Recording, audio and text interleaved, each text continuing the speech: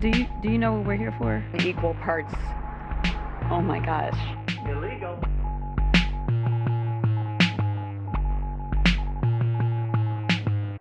Apparently, California, the state of California, is suing Exxon Mobil over its lying about plastics recycling.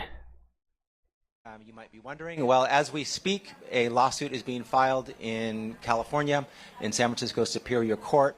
We are suing Exxon Mobil for a decades-long campaign of deception in which they perpetuated the lie, the myth, that recycling of plastics, including single-use plastics, is sustainable, is good for the environment. And this case is first of its kind in the nation, holding Exxon Mobil, the largest producer of the raw materials that become our plastic products that we use in our daily lives, accountable for their lies, for their sham solutions, for manipulating the public, for lying to consumers. We don't believe our corporations should lie to us. They've done it for decades, knowingly perpetuated the myth of recycling. Illegal. And they deserve and need a judgment day, and we are going to bring it to them with our lawsuit. Okay, well, let's go to this. This is CBS Evening News.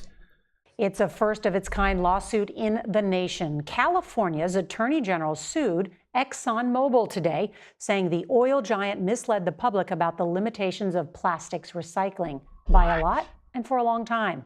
We get the details from CBS's Ben Tracy. The planet is drowning in plastic waste.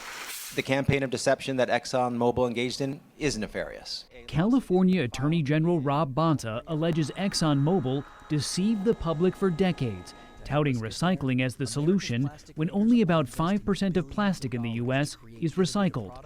He alleges the company lied to further its record-breaking profits at the expense of our planet. They perpetuated a single-use throwaway lifestyle, saying it's okay, use as much as you want, whenever you want, it can be recycled.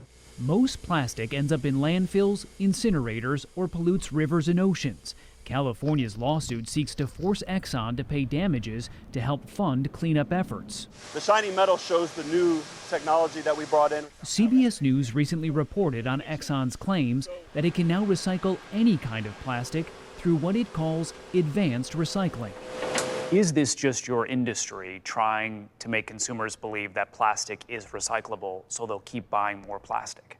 Advanced recycling is real. It's happening. We're doing it. We asked Exxon about the Attorney General's investigation before today's lawsuit was filed. What is your response to the Attorney General of California saying you've basically lied for decades about recycling working? Obviously, it's an open investigation, and I prefer not to comment on that. What now? That's convenient. This way you don't have to lie to us all over again. It's very helpful. All right, let's go here to a more serious conversation about all of this. This was France 24 from 5 hours ago.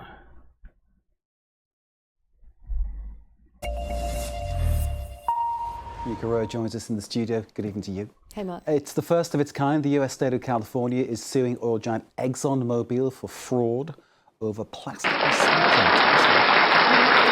Triangular arrow symbol that does help us feel slightly less guilty when we buy a bottle of water. We then put the bottle in a recycle bin and hope that something else comes out. Well, but that's at the heart of this lawsuit filed by California's state attorney Rob Bonta, along with several environmental groups against ExxonMobil. The oil giant is the world's largest producer of polymers used in single-use plastics, but according to Bonta's office, less than 5% of plastic is indeed recycled in the United States, and the rest ends up in landfills. The lawsuit alleges that for half a century, Exxon has deceived the public by promoting recycling as a solution to plastic waste management, while knowing that it isn't viable to do so at scale. Here's what the Attorney General had to say.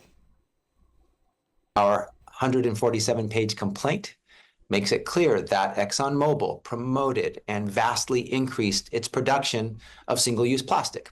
Since the 70s, ExxonMobil has known the truth about plastic pollution and recycling and still publicly promotes the myth that plastic recycling is the answer. ExxonMobil knows that the vast majority of plastic products are not and likely cannot be recycled. Well, Exxon has pushed back in response to France 24's request for comment. The company said it had processed more than 60 million pounds of plastic waste into reusable raw materials using advanced technology and blamed California for its flawed recycling. Now that's a bullshit figure, and we looked into this earlier because they had been talking about this advanced recycling for a while. A lot of that stuff isn't even recycled yet. It's a projected figure. They have a bunch of used plastic sitting on a site waiting to be recycled once they figure out the technology that doesn't exist. That supposedly is the what do you call it? The answer to all of this plastic pollution, when really the answer is just to stop making as much of it and do everything we can to cut down on all this single-use plastic. All these devices that break down in, intentionally short periods of time. It's all adding to this massive just pile of plastic that's literally weighing down the human race and the planet.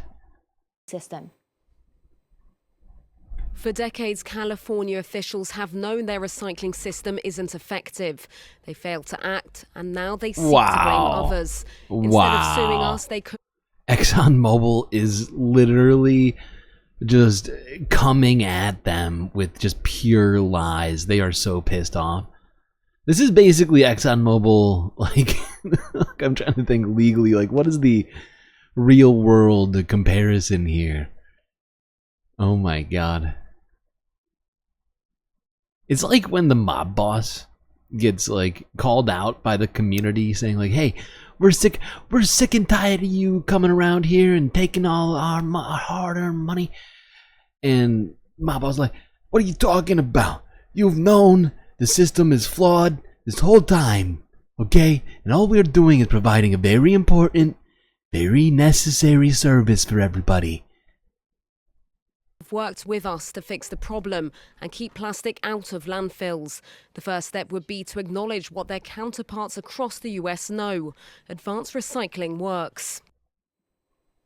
Well, for more about big oil and their role in plastic and other pollution, let's cross now to Washington to speak with Alyssa Joel. She is the Vice President at the Center for Climate Integrity, an advocacy group whose findings in a report published earlier this year were used as evidence in the lawsuit.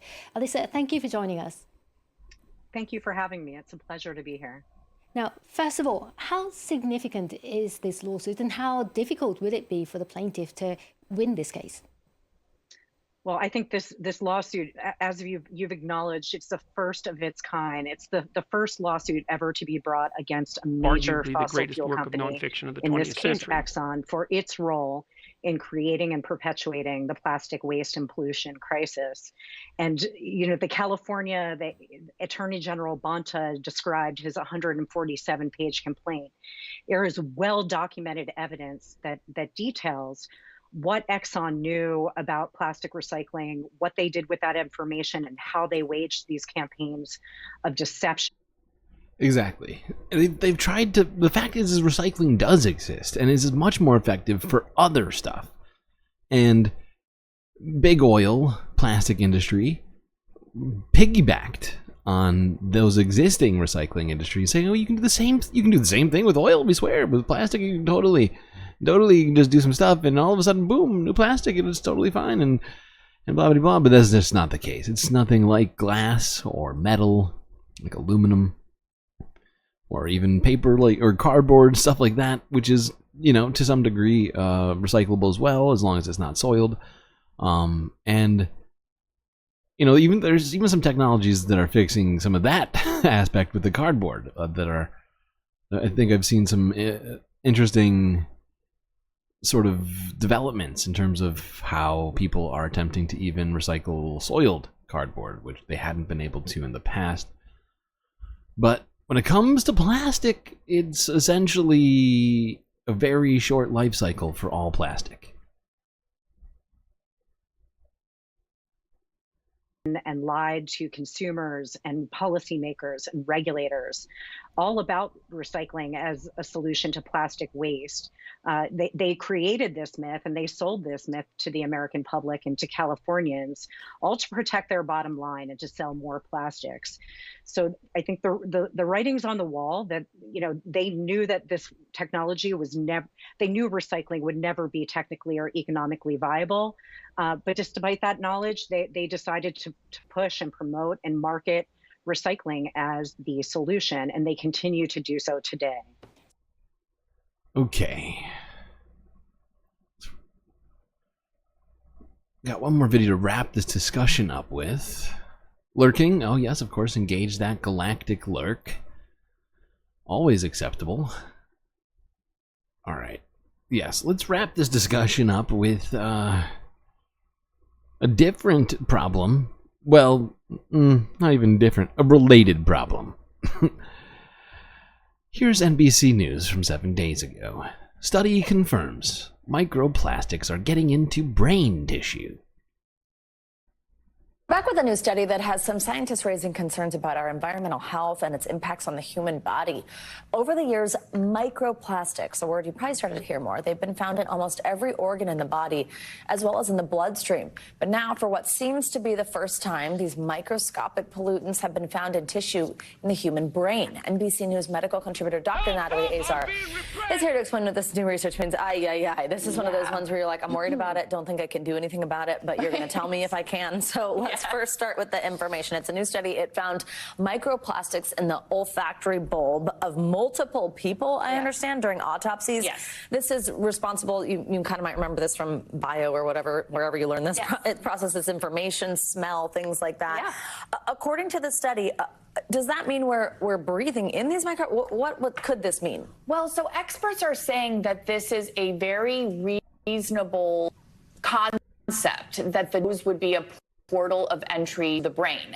As you pointed out in the intro, there has been many of reports now that microplastics found in kidney tissue, liver tissue, placental tissue. There was an article in the spring that showed that people who had microplastics in the carotid artery that, that could increase the risk of heart attack and stroke. So what they are surmising here is that if you have inflammation in nasal passages, the microplastics, it's easier for them to get in.